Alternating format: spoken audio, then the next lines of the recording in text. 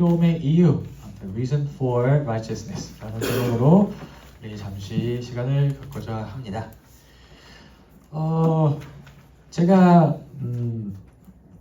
다 잘하지 못해요. 제가 못하는 것들이 몇 개 있는데 그 중에 하나가 이제 제가 예전에 말씀드렸는지 모르겠어요. 제가 치우는 거를 잘 못 치워요. 그래서 이제 그렇다고 집을 이제 돼지우리처럼 하는 건 아닌데 못 빠질 정도로 더럽게 하는 것은 아닌데 적당히 지저분하게 이렇게 살고 있어요. 제 사무실도 장로님이 늘 보기가 좀 창피한 게 있어요. 정리가 잘 안 돼 있어갖고 들어오면 집에서는 이제 나름대로 하려고 하는데 제 아내만큼은 못하는 것 같아요. 그래서 저는 어질럽히고 제 아내는 치우고 이제 그런 패턴이 반복이 되고 제 두 아들이 태어나면서부터 이제 제 아내가 좀 많이 고생을 할 때가 있어요. 지저분한 걸 다 치워야 되니까. 그래서 제가 가끔 이제 양심에 찔려서 이제 청소를 할 때가 있어요. 가끔씩, 정말 매우 가끔씩. 사실 이제 살면서 같이 치우고 사는 건 당연한데, 근데 이렇게 청소할 때면 제가 이렇게 청소할 때, 설거지할 때 이럴 때 제가 제 아내한테 막 자랑을 해요. 내가 이거 치웠어. 오늘은 내가 설거지했어. 내가 저거 치워서 잘했지. 이런 얘기를 이렇게 막 꺼내요.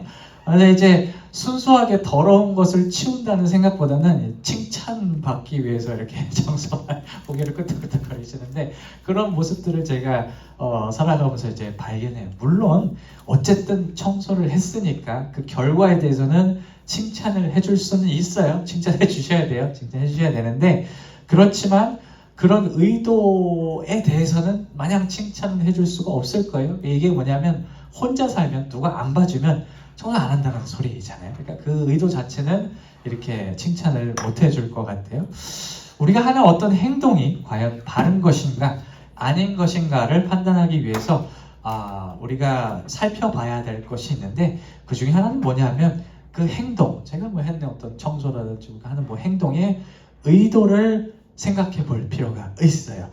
우리의 행동의 동기가, 의도가 적절하다면 우리는 이 행동이 만일 아무리 그 행동이 실패할지라도 올바른 방향에 서 있다고 할 수 있을 것이고 아무리 그 행동의 결과가 이로울지라도 제가 조금 전에 언급한 사례처럼 동기가, 이유가 불순하다면, 부적절하다면 행동이 올바르다고 할 수가 없을 것입니다. 왜 이런 것이에요? 내가 복수를 위해서 성공할 거야. 이런 거 있죠.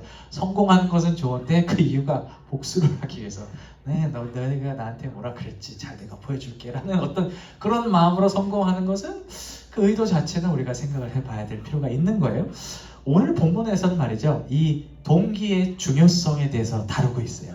특히 이번 달에 다루고 있는 우리의 주제인 의로움에 대한 이런 질문을 우리에게 던지고 있어요. 무슨 질문을 던지냐면 우리가 의롭게 사는 것이 중요하다고 생각하고 살아가는데 그 목적이 무엇입니까? 왜 그렇게 살아가려고 합니까? 조금 더 길게 풀어서 얘기하면 예수 그리스도를 믿는 믿음 안에 왜 하나님의 말씀을 따라 왜 올바르게 살아가려고 합니까? 그 이유가 무엇입니까? 라는 그런 질문을 던지고 있어요. 그러면서 우리에게 이렇게 살아가려는 동기가 무엇인지 묻고 있는데 거기에 대해서 잠깐 생각해 보고자 해요. 오늘 본문에서 예수님이 이제 얘기한 아주 유명한 본문인데 오른손이 하는 일을 왼손이 모르게 하라라는 아주 유명한 본문인데 오늘 이 행동을 하고 있는 사람들의 의로움에 대한 평가를 예수님이 본문에서 내리고 있어요.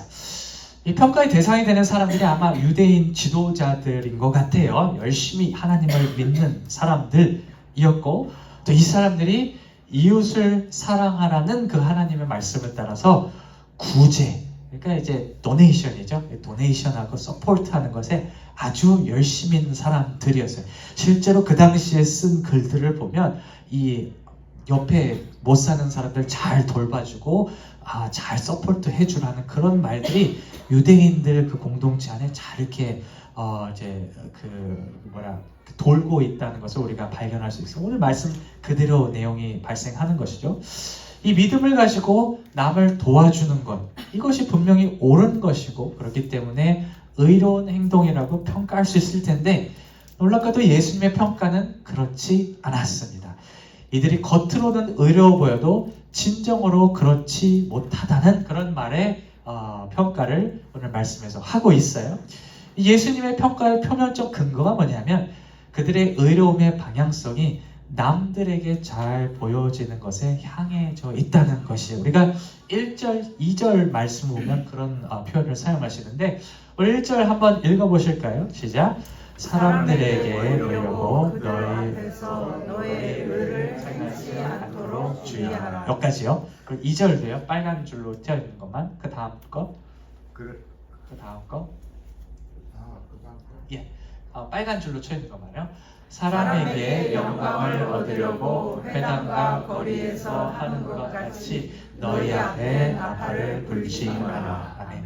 이 평가의 대상이 되는 사람들의 행동의 이유가 다른 사람의 시선에 잘 보이기 위해서 이런 것을 했다는 예수님의 평가가 경고에 반영되어 있어요. 사실 우리가 이 땅에 살아가면 지금 이 시대적 상황 속에서는 예수님의 이런 평가가 잘 마음에 와닿지 않을 수가 있어요. 물론 우리가 남들에게 의식하는 건 맞죠. 남들의 눈을 의식하는 것은 맞는데 이것이 우리의 행동의 어떤 핵심적인 이유가 된다고 생각하지는 않거든요. 뭐 남이 뭔 얘기를 하든 내가 좋으면 하는 거지 이렇게 하는 그런 생각들을 갖고 살아가는데 사실 이 말씀을 잘 이해하려면 당시 사람들이 어떤 가치를 가지고 살아갔는지에 대해서 생각해 봐야 돼요. 예수님 당시 사람은 어떻게 살아갔냐면 말이죠. 내 잔재가 내가 잘 살고 있다. 제가 예전에 얘기한 것 같아요. 내가 잘 살고 있다는 평가를 다른 사람들이 나를 어떻게 바라보는지에 대해서 평가를 했어요.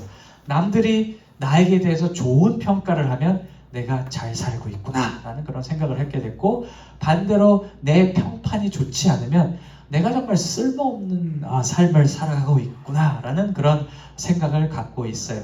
그 요새 기사 같은 거를 아직도 보면 그 이슬람 문화권에서 여러분들 명예살인 들어보셨습니까? 그 가정에서 불미스러운 일이 있을 때 쫓아가고 죽이잖아요. 그래서 가족의 명예를 이렇게 두높인다고 하는데 그런 사고 방식을 갖고 있었어요. 남들이 우리 가족을 평가하는 이 눈에 이상이 있으면 이것은 사람을 죽여서라도 어떻게 보면 고쳐야 된다는 그런 생각이 그 당시 사람들의 이 마인드셋 속에 있어요. 그만큼 다른 사람들이 보는 그 시선이 중요한 시대를 살아갔던 사람들이에요. 이런 문화에서 생각할 때 우리는 다른 사람의 눈을 의식하는 이 사람들의 행위 밑바닥에 가치 있는 사람, 잘 보이려는 개인적인 욕망이 놓여 있음을 발견하게 돼요. 단순히 남들에게 잘 보이는 게 아니라 그게 나한테 되게 중요한 거예요. 이 나한테 중요한 이 욕심을 채우기 위해서, 이 사심을 채우기 위해서 남들에게 좋은 인상을 줄 수 있으면 뭐든지 하게 되는 그런 행동이 의도가 이 사람들의 어떤 구제하는 행동에 밑바닥에 깔려 있는 것이에요. 예수님이 말이죠. 이것을 결코 옳지 않다라고 말씀하십니다. 의로움이 아무리 겉보이기에 의로우다, 아무리 우리 겉보이기에 잘 행동을 해도 그 개인적인 근거가 내 욕심, 내 어떤 욕망, 그리고 타인의 시각에 놓여 있으면 안 된다는 것이에요. 예수님의 평가를 우리에게 이렇게 적용할 수 있어요. 우리가 의로운 삶, 우리가 좀 잘 하나님 믿어보자, 예수님 믿어보자, 이렇게 가보자 하는 그런 참여하는 그 동기가 내 어떤 만족을 위해서 그렇게 되면 안 된다는 거예요. 이게 내가 이렇게 하니까 좀 편한 거예요. 내가 하나님 말씀 듣는다니까 내 마음이 조금 이렇게 안정이 되는 것 같고 기분이 좋은 것 같고 그래서 좀 잘 사는 것 같고 그게 동기가 돼서는 안 된다는 거죠. 나아가서 내가 잘 살고 내가 의롭게 사는 것이 남들에게 잘 보이게 내가 집사기 때문에, 내가 권사기 때문에, 내가 목사기 때문에, 내가 장로기 때문에 잘 살기를 원하는 그런 의도로 이렇게 하나님의 길을 가려는 것이 안 된다는 거죠. 아무리 이런 삶은 의롭게 보일지라도 결국 본질 자체는 옳지 않다는 것을 오늘 말씀을 통해서 우리에게 얘기하고 있는 거예요. 그렇기 때문에 예수님은 의로움을 추구하는 데 있어서 이 내적인 외적인 요소를 다 제거하실 것을 명하시고 계세요. 오늘 본문 3절의 말씀이 바로 이 말씀입니다. 우리 한번 읽어보실까요? 시작. 너는 구제할 때 오른손이 하는 것을 왼손이 모르게 하여. 아주 많이 들어보셨을 거예요. 그러니까 이 오른손이 왼손이 하는 것을 모르게 하라라는 왼손이 모르게 하라라는 것에 대해서는 우리가 두 가지를 생각해 볼 수 있는 첫 번째 측면이 뭐냐면 이 모르게 하라라는 표현을 통해서 이 외식하는 자들이 보이게 행하다, 나팔을 불다라는 그런 행위와 대비돼서 다른 사람에 대한 의식을 비워야 함을 의미해요. 표면적으로는 더 나아가서 말이죠. 오른손하고 왼손 어디에 붙어 있습니까? 한 몸에 붙어 있잖아요. 한 몸에 붙어 있는데 내가 오른손에 행동하는 것을 왼손이 하는 것을 모른다는 거예요. 그러니까 살살 간지럽히면은 모르는 것처럼 무슨 얘기냐면 내 자신조차 의식하지 못할 정도가 되어야 한다고 얘기하는 거예요. 다른 말이 그러니까 무슨 말이냐면 우리 스스로조차도 우리 의로움을 행할 때 하나님의 길을 가려 할 때 그 우리가 갖고 있는 생각이 의로움에 영향을 미치지 말아야 한다는 것이에요. 예수님의 말씀 안에서 의로움에 영향을 미치는 요소가 단 하나 있는데 그 하나의 요소가 뭐냐면 바로 하나님입니다. 의로운 삶을 만들어가는 것에 있어서 다른 건 다 신경 쓰지 말고 오직 하나님만 신경을 쓰라고 예수님이 4절에서 이렇게 말씀하세요. 우리 4절을 한번 읽어보실까요? 시작. 은밀하게 하라. 은밀한 중에 보이시는 너희 아버지가 갚으시리라. 아멘. 무슨 얘기냐면 의로움의 유일한 영향으로 하나님을 강조하고 있는 우리가 이 길을 가는 것, 우리가 하나님의 놀라운 어떤 은혜의 길을 이렇게 가려고 하는 그 의로움의 의도가 뭐냐? 우리가 가는 일이 뭐냐면 하나님이 이것을 원하시기 때문에 하나님께서 이것을 즐거워하시기 때문에 이 길을 가는 것이어야 한다고 그렇게 얘기하고 있는 것이에요. 우리가 이 말씀에서 눈여겨야 봐야 할 부분이 하나 있는데 이 의로움의 원인 되시는 하나님이 갚으시는 하나님이라는 거예요. 이 마태복음을 이렇게 쭉 보시면 말이죠. 이 하나님에 대한 것과 이렇게 연관지어서 이 하나님께서 갚으신다, 하나님께서 보상하신다, 하나님께서 상을 주신다라는 그런 표현들이 있는데 이 말씀을 통해서 예수님이 말하는 것은 뭐냐면 하나님께서 우리의 의로움, 이 길을 가는 것을 단지 소모되게 두는 분이 아니라는 것을 얘기하고 있는 거예요. 우리가 눈치채지 못하는 상황 속에서도 하나님께서 우리의 의로움을 향한 우리의 몸부림을 기억하고 계시고 반드시 우리에게 좋은 것으로 돌려주시겠다는 그 하나님의 의지가 은밀한 중에 보이는 너희 아버지께서 갚으신다라는 말씀 그 이면에 놓여 있다는 것이에요. 우리가 의로움에 대해서 얘기하면서 하나님께서 그럼 도대체 뭘 주실까, 뭘 보상으로 주실까를 생각해 볼 때 본문은 제대로 이것을 얘기하고 있지 않지만 가장 큰 상급을 꼽자면 우리는 그것을 구원으로 얘기할 수 있을 거예요. 예수님을 믿는 믿음을 통해서 우리가 의롭게 되었을 때 하나님께서 우리에게 영원한 생명을 주실 것을 바울이 이렇게 고백한 적이 있습니다. 로마서 1장 17절의 말씀인데 우리 한번 같이 읽어보실까요? 시작. 복음에는 하나님의 의가 나타나서 믿음으로 믿음에 이르게 하나니 기록된 바 오직 의인은 믿음으로 말미암아 살리라 함과 같으니라. 아멘. 우리가 이 구원, 궁극적인 하나님의 은혜인 구원 그것 말고도 또 다른 하나의 하나님의 상급, 우리가 의로운 길을 가려고 할 때 하나님만 보면서 이 길을 가려고 할 때 또 하나 주실 상급을 꼽자면 저는 이것을 꼽고 싶어요. 바로 하나님의 도구로 우리를 사용해 주신 것을 저는 이 큰 상급 중에 하나로 꼽고 싶습니다. 제가 예전에 한번 언급한 적이 있는 건 조금 오래된 것 같아요. 제가 아직 학교 다닐 때 1900년대 초반에, 그러니까 20세기 초반부에 한국에서 활동하셨던 외국인 선교사님들, 그러니까 보통 다 미국인 선교사님이었던 것 같아요.